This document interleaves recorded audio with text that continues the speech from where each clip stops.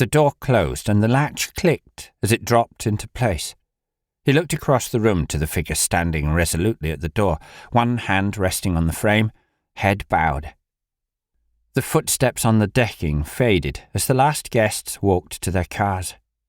The only sound was the ticking of the clock mounted above the fireplace, a monotonous staccato as the hand moved around the face. He watched the movement, sitting bolt upright on the sofa, hands on his knees, for almost a full revolution, until it hit 12, and the minute hand passed effortlessly to midday. His brother sighed, drawing his eyes to him as he came to the centre of the room, breaking his concentration. He didn't speak in reply to the gesture, which was undoubtedly his brother's intention when making the noise, but he merely followed the younger man with his eyes as he first loosened his tie, unbuttoned his shirt at the collar, and then sank into the armchair to his right, shaking his head slowly. His brother looked at the clock. "It's been a long day." He nodded briefly, but still said nothing. "And it's only lunchtime." His brother stared hard at him, his eyes narrowing, their gaze fixed on one another. Do you think we should have done more?"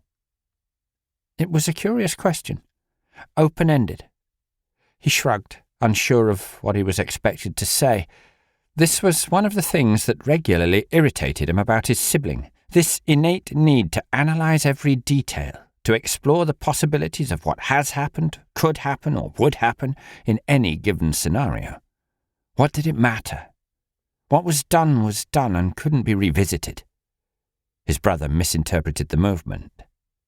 "About holding awake, I mean," he said, running the palm of his hand slowly back and forth across his chin. "It's one thing to have a handful of people back here, but..." He cocked his head to one side. "But what?" "Well, we could have done more, couldn't we?" The suggestion irritated him, but he didn't know why. His brow furrowed. The expression appeared to please his brother for some reason, because a half-smile crept onto his face.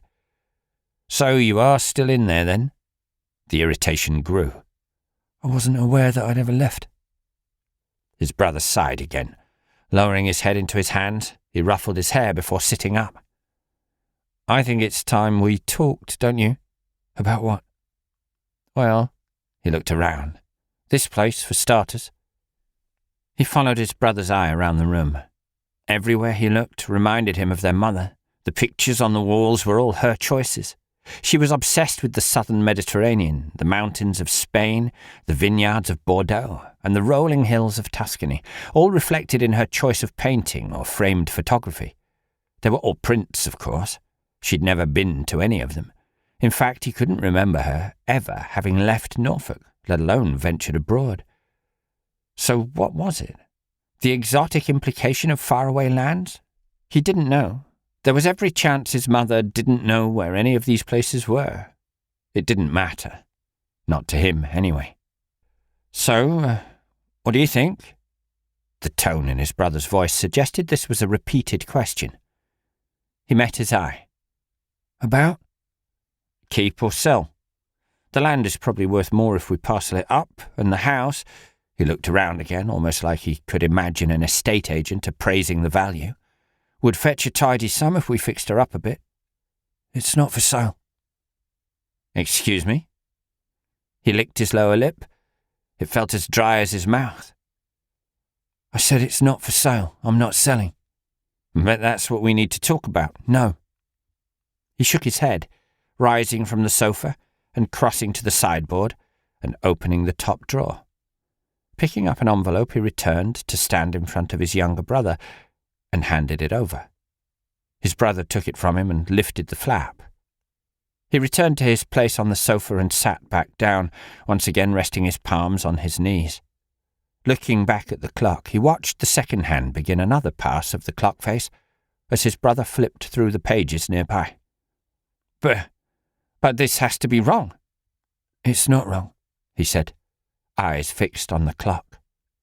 "Read it for yourself."